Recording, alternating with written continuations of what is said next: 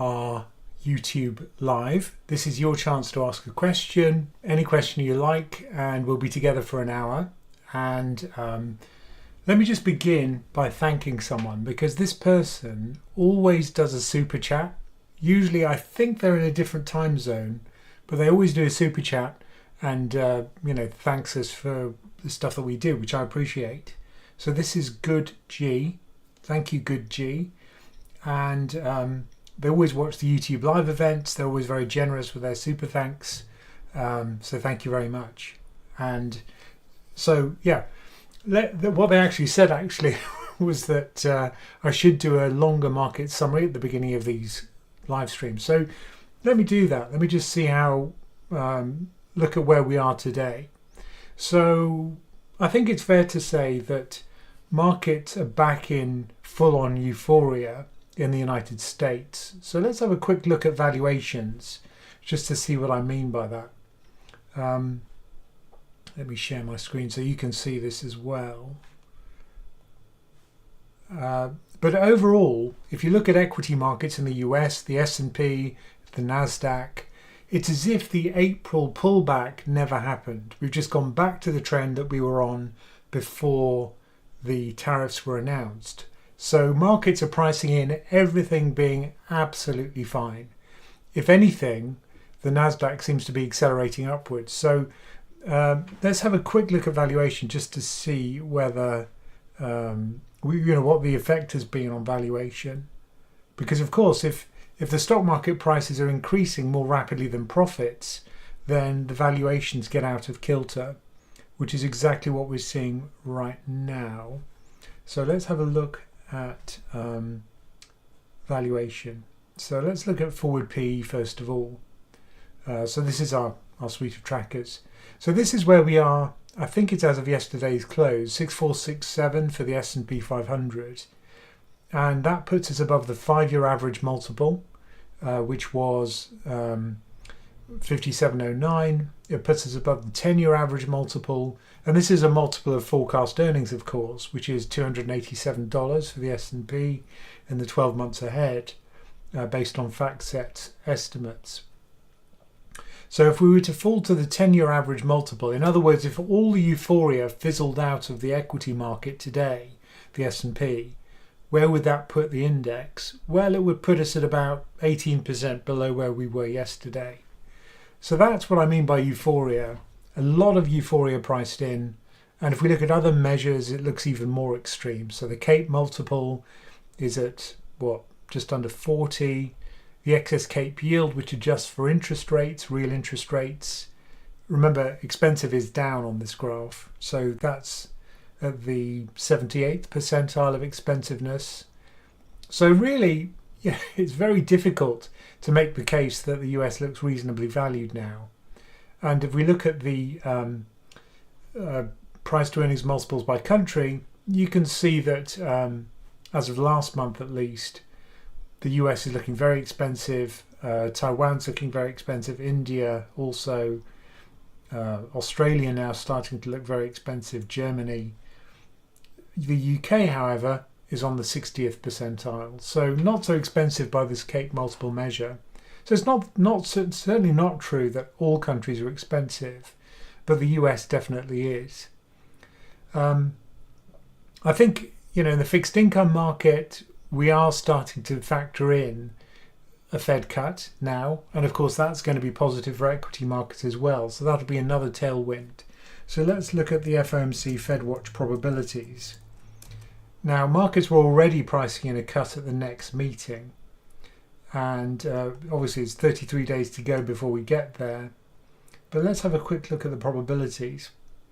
So each of these rows is one meeting for the FOMC, the Monetary Policy Setting Committee in the United States, the Federal Open Markets Committee, and currently we are, so if we do current, the US of course has a band. We're in the range 425 to 450 basis points for the Fed funds rate. So we are here. One second. Current We are at, 45 to 50. We're on the right-hand column. So at the next meeting, which is on September the 17th, there's a 91% probability there's going to be a rate cut. Now, Scott Bessent, the Treasury Secretary, current Treasury Secretary, maybe a potential future Fed chair, he thought that they should go down by 50 basis points. The market-derived probability of that is 0. So markets clearly don't agree with that analysis. But it does look like US inflation came down on the latest print, and we did see the payroll numbers look weak. More on that in a moment. So that suggests that the market's cooling, there's greater slack in the labour market, and inflation's falling. The economy seems to be slowing a bit, as evidenced by the jobs report. So it does look likely that we are going to get a rate cut at the next meeting. But look, there's another priced in cut at the following meeting after that, which is in October, the end of October. So overall, by the end of this year, markets are pricing in 2 rate cuts, and then a couple of rate cuts over the course of 2026. 3 rate cuts. So I think it's fair to say that that's going to be a positive for equity markets. So the problem, I think, is now valuation. Markets are already priced to perfection, and it can't get even more perfect unless there's really strong earnings growth.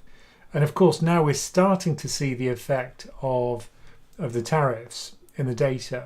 Previously, we only saw the effect of the tariffs in the soft data, things based on surveys.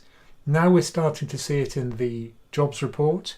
We're starting to see it in the inflation numbers, and companies will not be able to absorb the tax effectively, which they're paying for imports, which is increasing the prices of goods which are imported, which then can feed into a kind of second round set of effects. Because if steel's more expensive, for example, that's an input to multiple industries, which themselves are going to have tighter margins. So this is going to be sand in the gears of the US economy.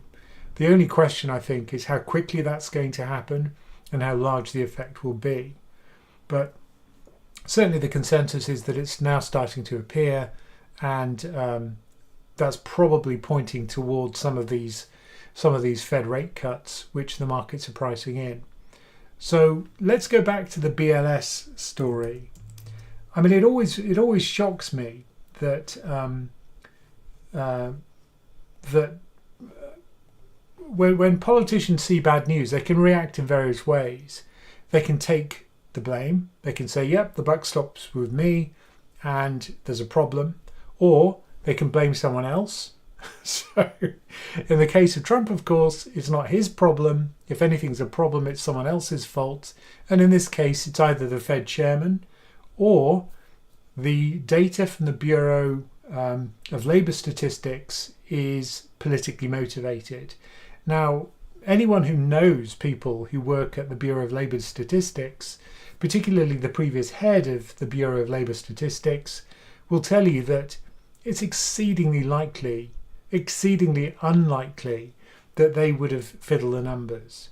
For a start, the head of the BLS, there was an interesting interview with the previous head of the BLS who said they often weren't even told what the numbers would be until the very last stage of integrating the data. So it would be almost impossible for the person who runs the BLS to fiddle the numbers. But anyway, Trump saw this as this is a kind of fiddle set of data, and he decided to sack Erica McIntyre. Even though she'd been serving in the role for 20 years, she was maybe not a famous economist, but a solid one, and it was very unlikely that she would have fiddled the numbers. But anyway, the worry now is that whoever he appoints is going to be someone who's just going to fix the numbers so that they look favourable. And if the numbers don't look favourable, then maybe they'll manipulate the numbers. You know, now we feel as if we can't trust the single most important number in investing, which is non-farm payrolls. This is the kind of lifeblood of the US economy. How many jobs have been created? And it's the most important economy in the world. And if there was just one number that I could see, that would be what I'd look at. And yet now I feel as if I can't trust that number, which is awful. So I think, you know, I mean, pretending things, you can pretend certain things are true even when they're not. But when it comes to fiddling the labour statistics, just keep your hands off it. It's just wrong. And I think that's a big mistake. Anyway, markets have taken this in their stride. Everything's fine. So credit markets, if we look at credit markets, credit spreads are very tight. So let's have a look at credit spreads right now. And I think that's what they'll show. So let's look at bond markets. Bond markets and high yield credit spreads. So this will show us for Europe and for the US. And sure enough, yeah, you can see that the credit spreads are currently very tight. So in the US, the credit spreads are about 2.9 percentage points above the risk-free rate. And in the European Union, about 2.7. Very low compared to historic standards. So again, credit markets, which are driven, of course, by risks of default, companies going bust when the economy slows down, they're telling you everything's fine. Now, at the same time, what we're seeing is the jobs numbers getting worse and the head of the BLS being fired. So that's what worries me. I just think there's something deeply wrong right now. Now, that doesn't mean that I've sold my equity, far from it. You know, I've still got my core equity holding in one fund, one global equity fund, which is heavily invested in the US. And it would take a lot for me to change that holding. But I'm just shocked that markets are not more concerned. But, you know, usually what happens with equity markets is that this is how it looks. You know, everything looks fine until it's blazingly obvious that something's wrong. Usually it's the credit market which sells off first, usually 5-6 months before the equity market. And then the equity market says, oh yeah, there is a problem, and that sells off too. So maybe that's what will happen this time around as well. So I'm sorry if that sounds a bit glum, but given what's happening in markets, obviously it's been great for my portfolio. You know, I'm back where I was. You know, I'm hitting new highs in my portfolio as well. But you know, if you want to track my portfolio, it's easy. Just look at the ACWI index. That's what I've got in sterling. So yeah, it's doing very well. Thank you. But I'm just worried about whether that's sustainable. Anyway, look, this isn't about me. It's about you and your questions. So please do ask a question. And yeah, if you do a super chat, you go to the front of the queue. If you're one of our supporters on YouTube, again, you go to the front of the queue. And if you like Good G, he's very generous with his super chats. Clearly, you'll get my effusive thanks and praise. Plus, it buys treats for my friend, Teddy, who's being unleashed at this very moment, thundering up the stairs. It was so sweet. We were on our walk today, going to the common. This is just an interlude so that you can think of questions, by the way. And this little girl walked up to us and she said, your dog is so sweet. I don't know what she meant, Ted. Not sweet at all. It's a ravenous beast who mugs his own father. Yeah, burger treats, delicious. So please do think of a question and I'll do my best to answer. Any asset you like, credit, equity, even crypto. One more. Yes, he's a good lad. He's had a haircut. Costs over £80 for his haircut. More than Laura and I. Go on. Built on. Go on. There we go. Right, so questions, yes. I should also mention our podcast this week. So Many Happy Returns is the name of our podcast. And the theme for this week was, has Trump won the trade war? So if you want to get access to this, you can get it via Spotify, Apple Podcasts, wherever you get your podcast. So this is the one we did this week. Has Trump won the trade war? Because on the face of it, you look at what happened in Europe, they caved in to the requirements of President Trump. They didn't stand up to him. The only country really which has stood up to him so far has been China. And he actually delayed the deadline. We recorded the podcast on the day that the really high tariffs were about to kick in, even higher, and with a concern that there was going to be something cataclysmic the next day. In fact, all he did was to move the goalposts and give him another, I think it was another month until the deadline hits. But anyway, yeah, has Trump won the trade war? So Michael and I talked about that, and yeah, do give it a listen. Right, back to your questions.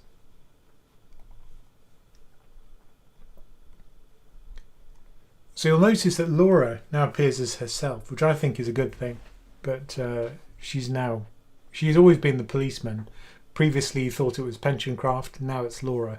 So, if you're naughty, you go in the naughty corner. And she's the one that does it. Here we go. Adam Blackwell.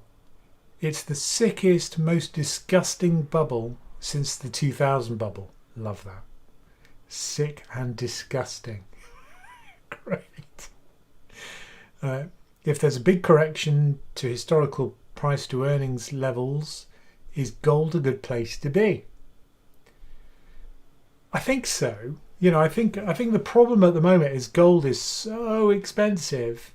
That doesn't mean it can't get more expensive, of course. And again, I think it's worthwhile looking at our gold valuation model. Now, you can't really value gold because it doesn't generate cash flows.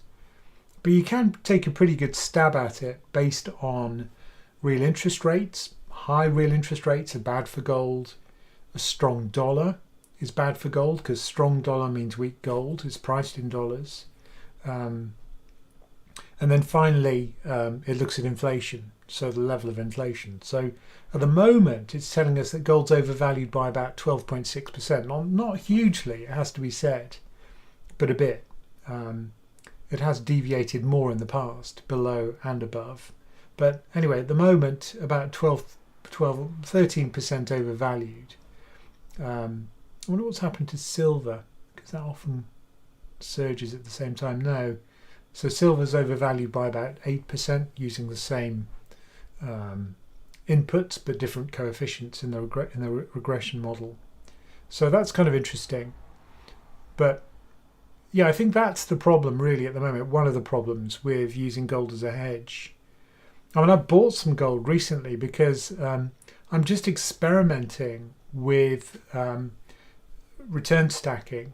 So I've put an ISA allowance on trading 2-on-2. I've put it into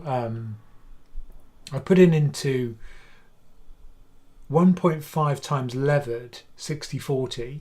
So that makes up 2/3 of my portfolio.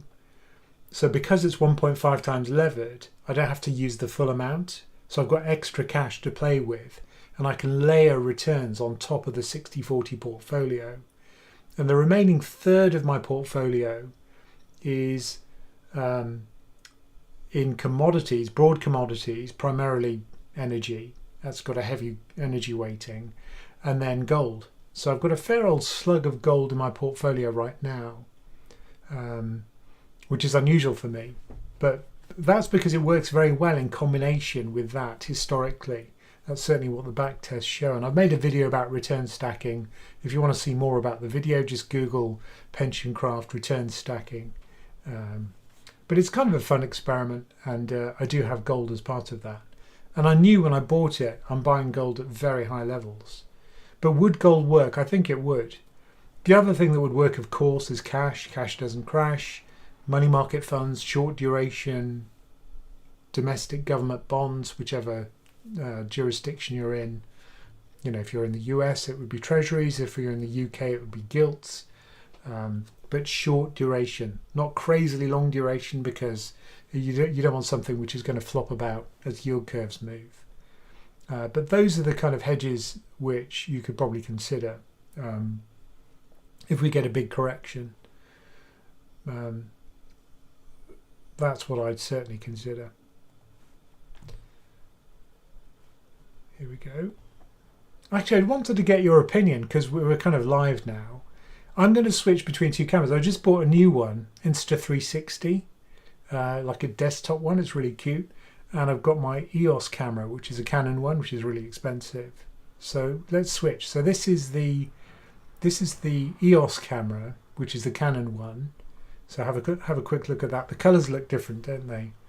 And then the Insta360, which is great because it's got automatic panning and the focus is much better than the EOS. The autofocus is almost unusable on the Canon EOS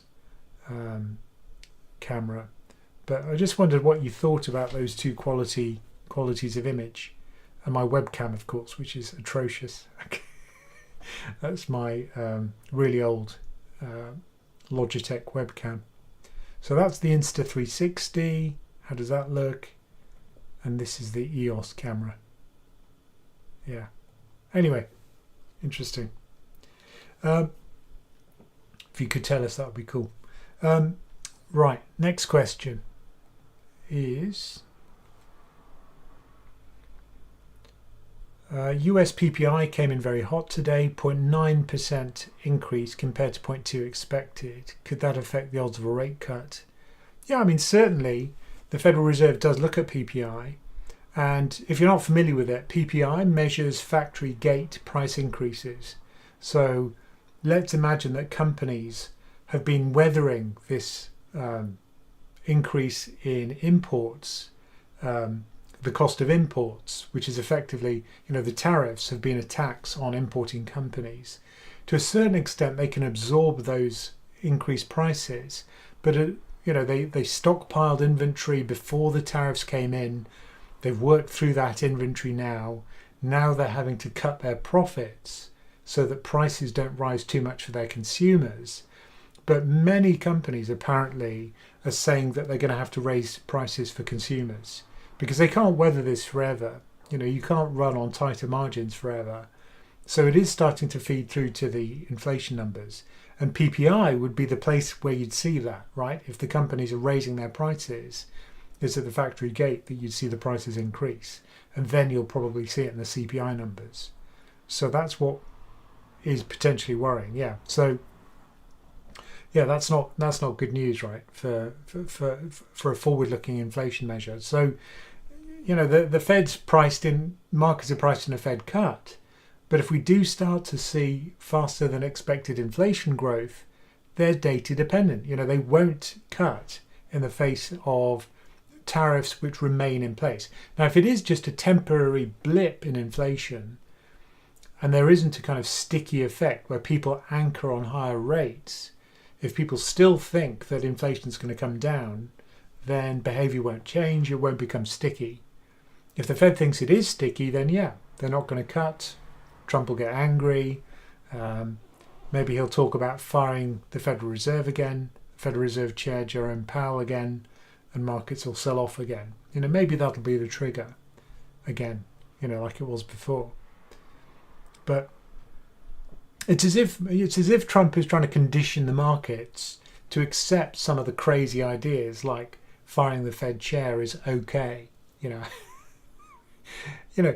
It's funny because one of the people nominated, or at least being considered for Fed chair, is Stephen Moran, who in the past has said that he thinks that it's okay for the Federal Reserve staff to be replaceable at the whim of the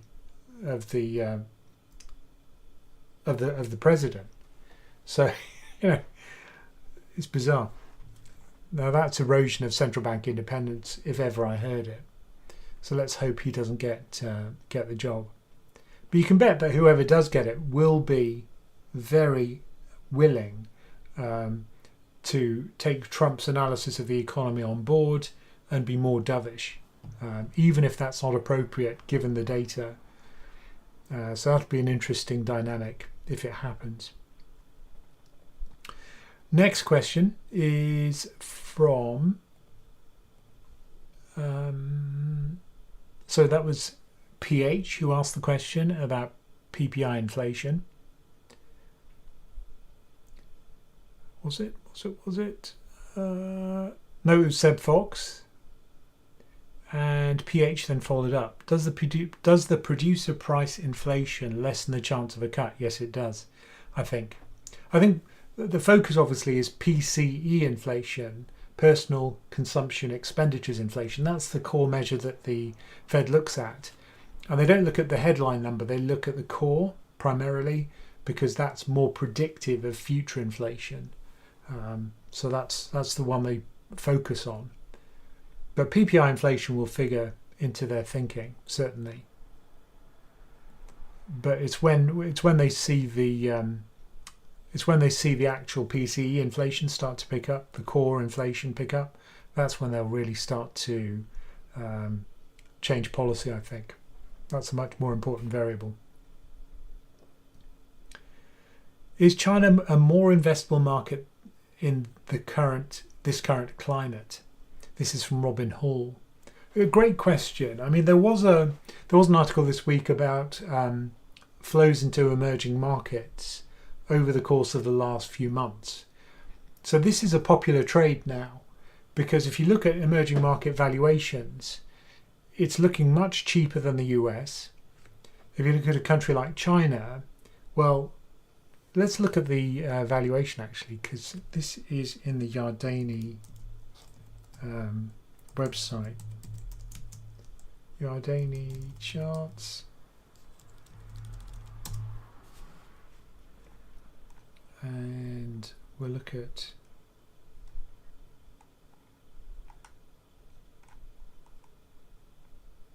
valuations across the world.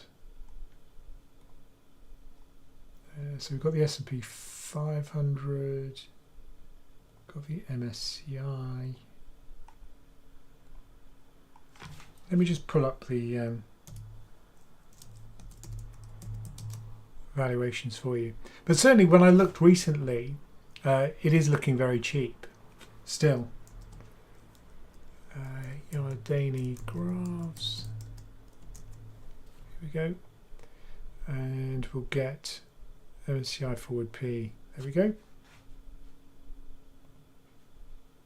Share. So here we go. The US is currently what? Thank you, Ed Yardeni, for your graphs. I love them. The US, as of August the 13th, was at 23 times forward earnings. So that's the line here, of course, way above the rest of the world, almost any region. But emerging markets at 13.3. And if we scoot down, we'll be able to see individual emerging markets. UK, well below. Really cheap, 12.8 times. Japan 16, emerging markets 13.3. Here we go.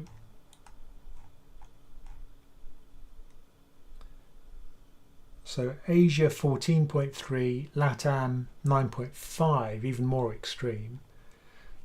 Brazil 8.2, India crazy expensive. But still, you know, their earnings are growing so quickly. So it's kind of like a mini US in that sense. You can see why valuations are high. But China, 12.4. So that'll be about here, I guess. Brazil's at 8.2, which is down here. I don't think, yeah, 2002, 2003, it was below 5. So not the cheapest it's ever been, but certainly getting there.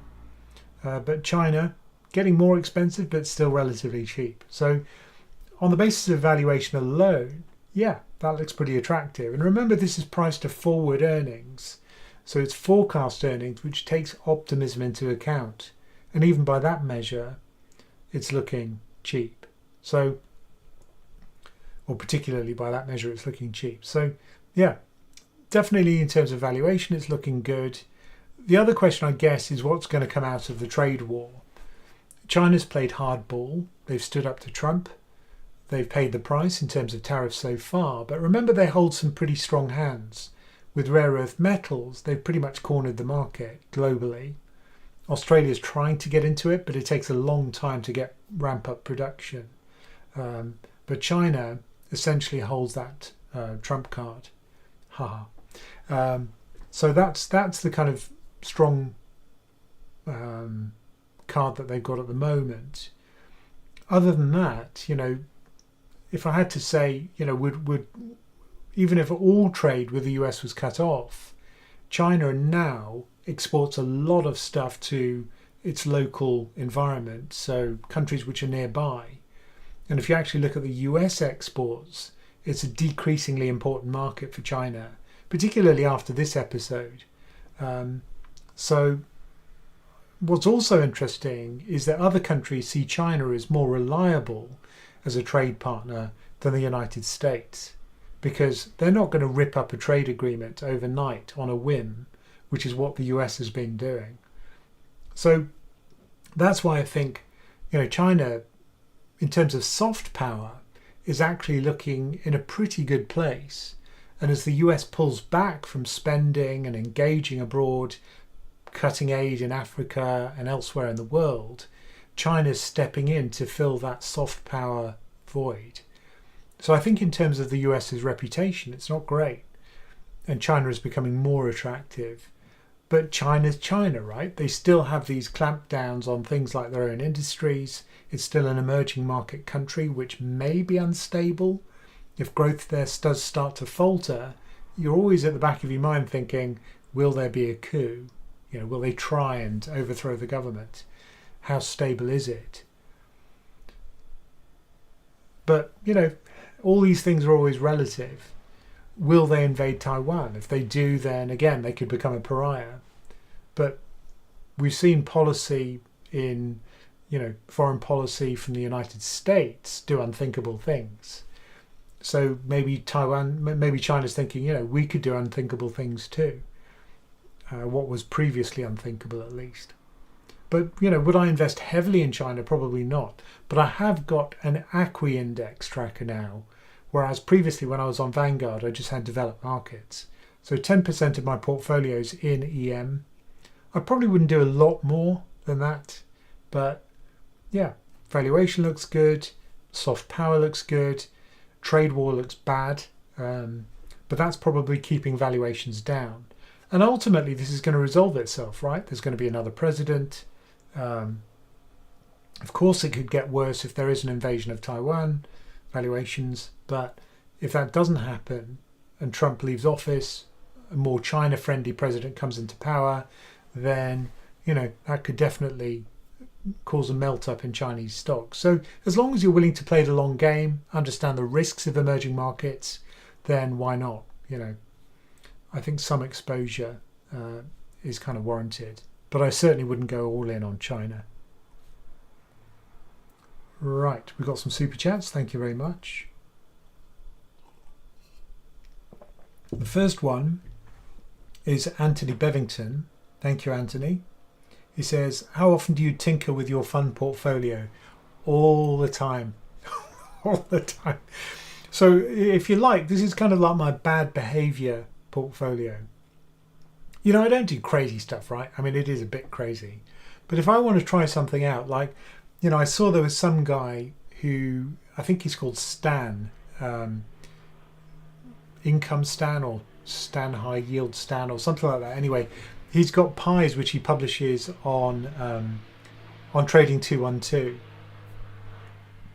And one of them claimed to generate 20% income per year. So I looked at it and I thought, yeah, that looks interesting. It's got a lot of these covered call funds where it sells the upside, where it sells the downside on MicroStrategy, which is really volatile. And of course, the more volatile the stock, the greater the income it generates when you sell the options. So something crazy like MicroStrategy, which has a huge volatility, you can monetize the volatility of that either by selling the downside or the upside or both. They chose to sell the downside on that one, I think. And there's a company which specializes in these single stock, but also kind of Mag 7 or gold, all sorts of different underlying instruments. It does these covered call funds. Gold is a weird one because it's not very volatile. But anyway, it's got one on that too. So yeah, I thought, why not? I'll have a punt. So 100 quid goes into that pie. And I can check now whether it's generating the income that it says it does. And also the cost you have to pay for that income, which is, remember that if you've sold the upside or the downside, so if you've sold that, then it's going to cap your return on the upside. If you've sold that, if you've sold a put on the downside, then you're kind of more short the downside. So that kind of amplifies your risk. So all of this stuff is not like alchemy. If you're moving risk from one place to another, you're still taking risk, but it's just in a different form. So that's why I want to try this stuff out. But that portfolio, like the levered core, the return stacking portfolio that I told you about earlier, that I don't rebalance. That's a kind of semi-core holding, and it's a chunky holding as well. And the other ones, like my UK small cap, that's quite large. That's quite a large holding. I only adjust that one when the criteria for becoming part of the index, becoming part of the portfolio, change. And for that, I use Stockopedia. So let me show you that. Let me show you that portfolio and the way I kind of run it. So I keep track of the current portfolio. So these are the ones which I've got in it. So one of the criteria is that this is small cap. So I have a bounds on the market capitalization. Let me show you the filter, the screen. This is the screen. So the market cap has to be between 100 million and £1 billion. It's got to be liquid or reasonably liquid. For a small cap, that means less than 500 basis points bid offer spread, which is huge if you trade things like AstraZeneca. But when you're fishing in this small cap space, that's more illiquid. The bounds have to be wider. And I've got to have certain criteria. So the quality rank, so it has to be a high quality company, that has to be more than 50. The value rank has to be greater than 50, and the momentum rank has to be greater than 50. So what screens best at the moment is Sarabi Gold. That does well on the overall stock rank. The value rank's 81, quality's 98, momentum's 99. Combine the three and re-rank and you get a stock rank of 99. So that would be one which I've included. Jupiter Fund Management's looking good at the moment, but that's not part of my portfolio. So then, what I do is I kind of monitor it. I keep track of the stock ranks, and when they fall, like this one's falling a bit, Norcross, I might consider selling it when it gets down to about 75, 70. That's when I'd probably sell it.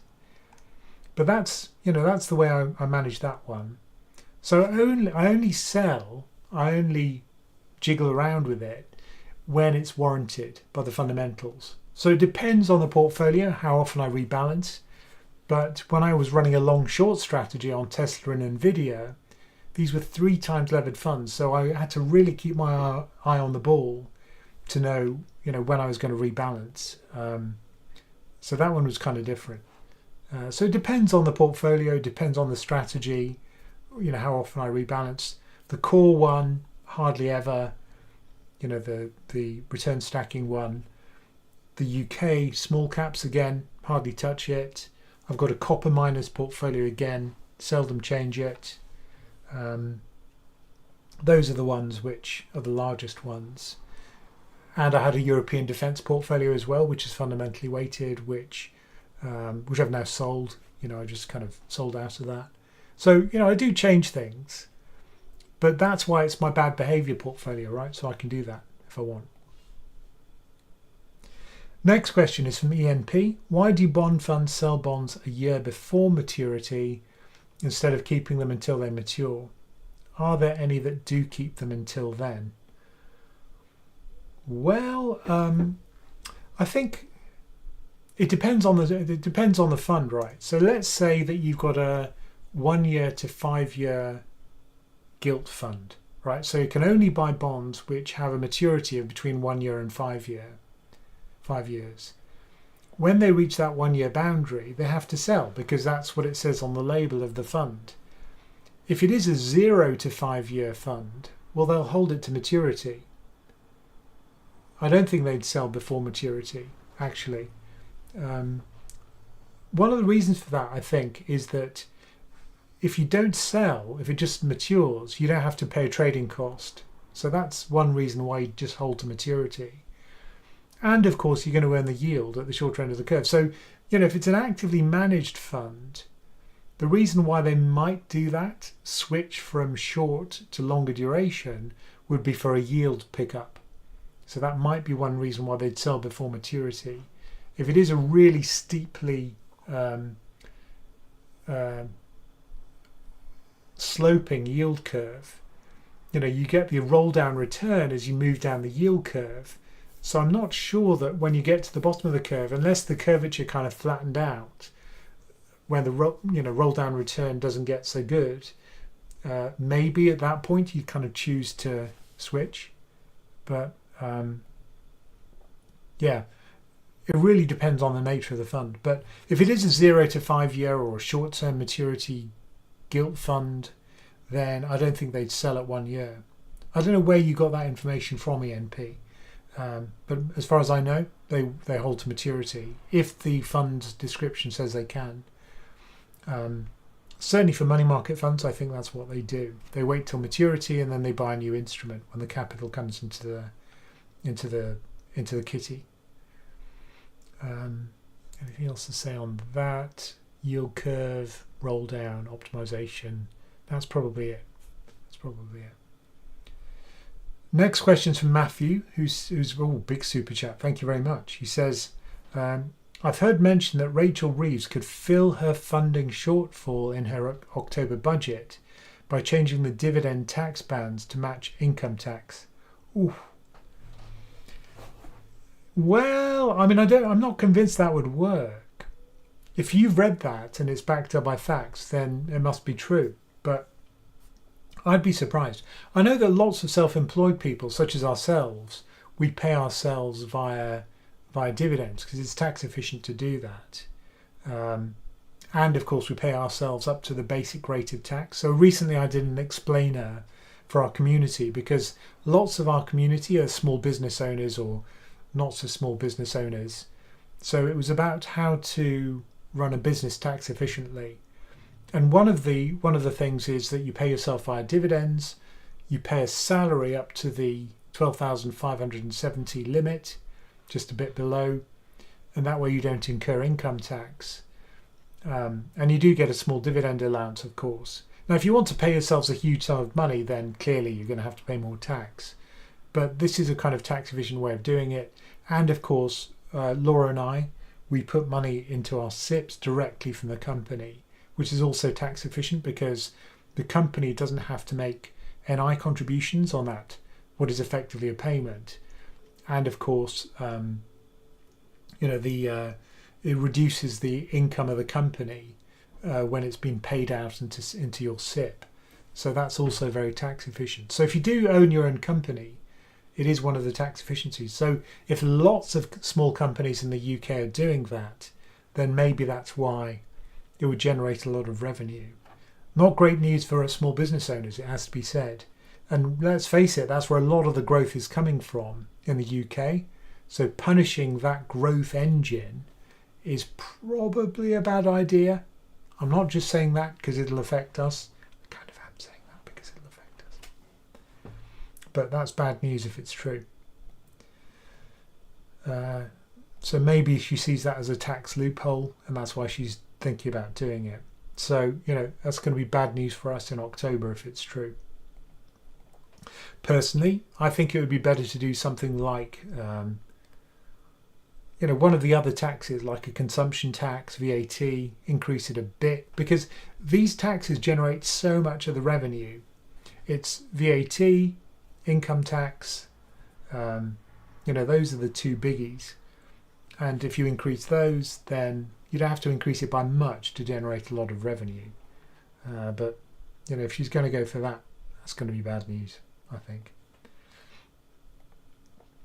Another large super chat. Thank you very much. Oh gosh, you're all very generous this evening, for which we're grateful.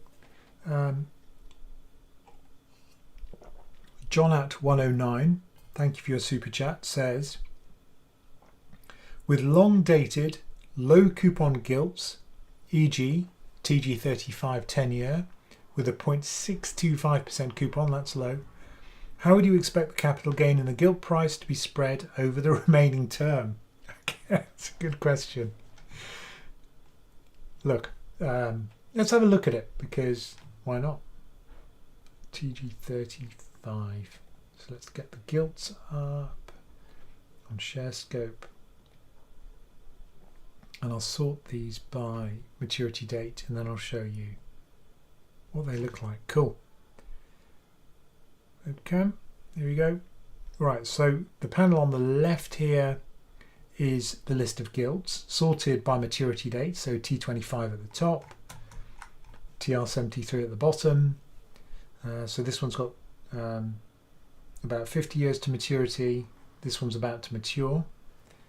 And this is the yield, gross redemption yield in this column here. Right, so you're talking about, which one was it?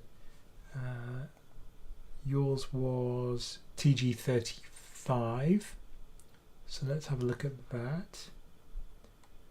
TG35. Now these have taken a real battering, right? If it was issued a long time ago, then yeah, so the coupon on TG35 is 0.5%. It was issued at 100 when it was first issued by the government. They're all born at 100, they all die at 100. So the question that you're asking is, how quickly is this going to zip back up to 100? And the truth is, nobody knows.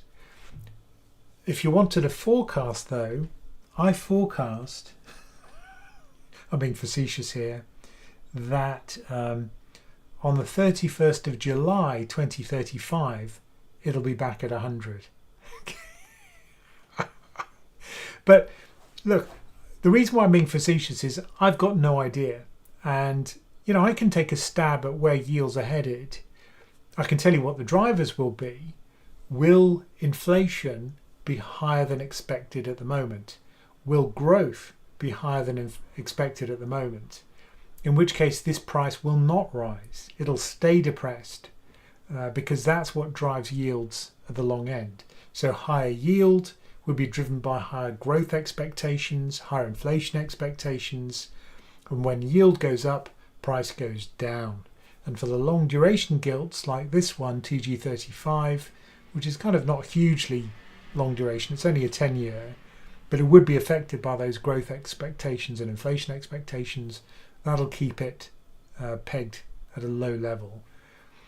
If, on the other hand, growth disappoints or inflation falls faster than expected, then it's kind of open season. Then the yield will fall at the 10-year point, and the gilts price will rise sharply. But it's really difficult to tell where it's going to be. What you can tell is that whatever the 10-year yield is right now compared to that coupon tells you where the bond's trading if you know its duration. So if the yield is yields on that part of the curve, so let's have a quick look at the yield curve just to show you what I mean. So the yield curve looks like this today. Come on, here it comes. Yep. So the 10-year part of the curve, the yield is about 4.6%, right? 4.6, remember that. And then we'll go back to this one. The coupon is 0.5%. So that's 0.625. Compare that with 4.6, and it's about 4 percentage points different. The duration of a 10-year gilt is about, what, 9 years, 8 years, 9 years? So 9 times 4 is 36. So this thing's going to be trading at about 40% below par. Sure enough, it's at 78, right? So that's how you do the calcs. You work out the duration, you work out the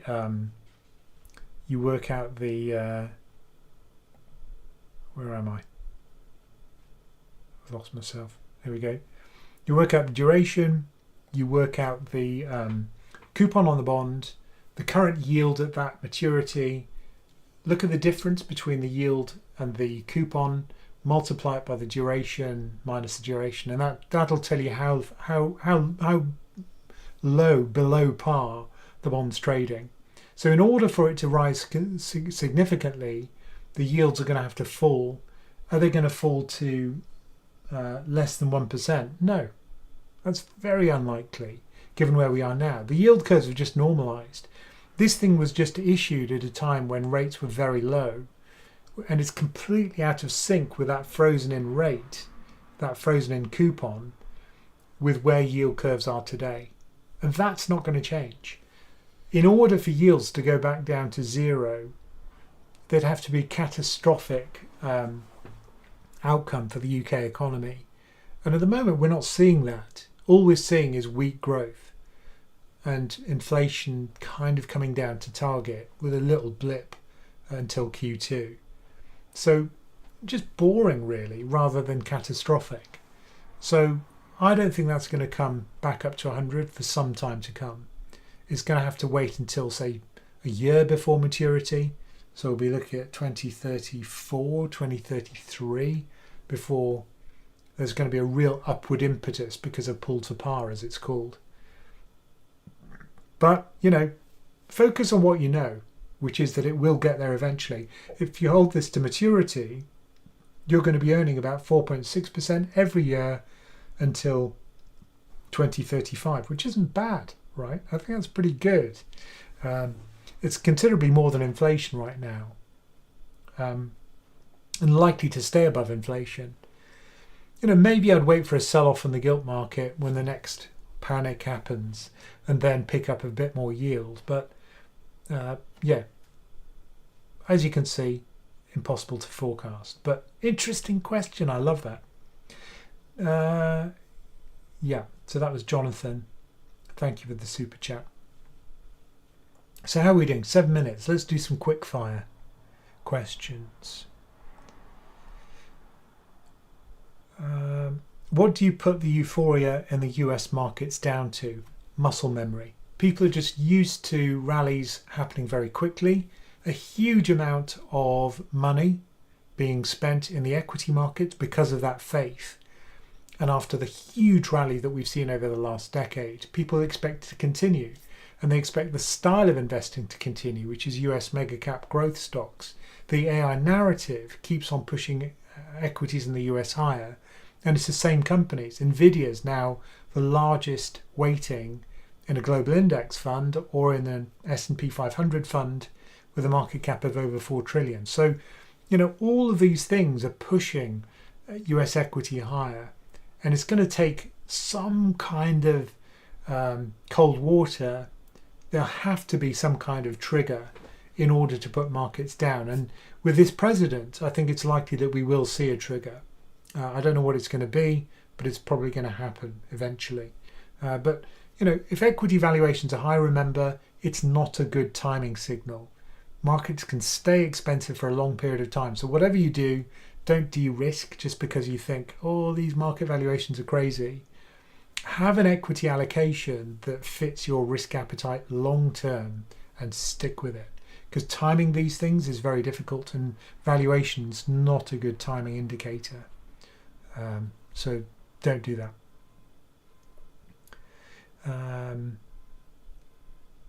80 quid for a dog haircut. I'm in the wrong job. I feel the same way. For 80 quid. Mind you, they do a great job, and they treat Teddy really well, and he does like it. He's terrified when he goes there. He tries to hold on to my leg. He's really close. But he's so pleased to see me afterwards. It's always a pleasure. But I just hate dropping him off. It reminds me of when I used to drop my daughter at nursery, and she used to scream. That was just the worst feeling. The scream goes straight into you. You'd have a lovely morning together. You'd give her breakfast. Everything would be great. I'd feel really close to her. Put her in the car, and she'd look happy. And then, we'd get to nursery, and it was just awful. It just reminds me. The haircuts remind me of that. Global infrastructure is a diversifier. I don't think it is a diversifier for risk, because remember what happens when people take risk appetite off the table. Risky assets, all of them would be negatively impacted, and that includes infrastructure funds, which are very much in the cyclical camp, right? When equity market, when the economy is slowing down, then infrastructure projects usually, it depends on the type of project, but usually they will be negatively impacted. So yeah, I don't think it's a good diversifier from that point of view. Diversifiers would be things which do well in a risk-off environment. So that would be cash, gold probably, short duration government bonds. If you've got a gilt ladder that you hold to maturity, that would be a good hedge. But clearly not a risky asset, not real estate investment trusts, and not global infrastructure.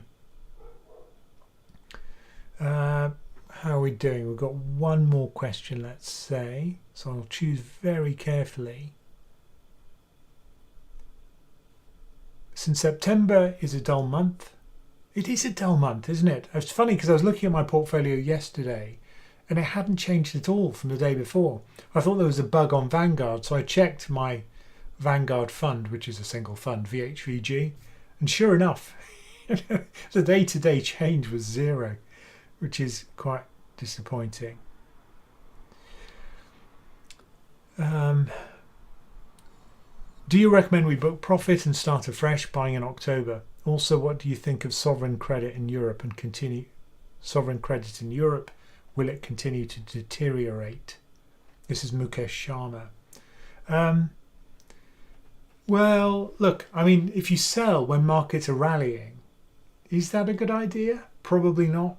If you knew that markets were going to fall for a certainty next week, yeah, sure you'd sell. But you don't know that. And in a market which is rallying, you'd probably miss out on the upside. So, I'm not convinced that you should sell and start afresh. That would only work if markets correct. And there's no guarantee that they will. We could have a rally that just goes on and on.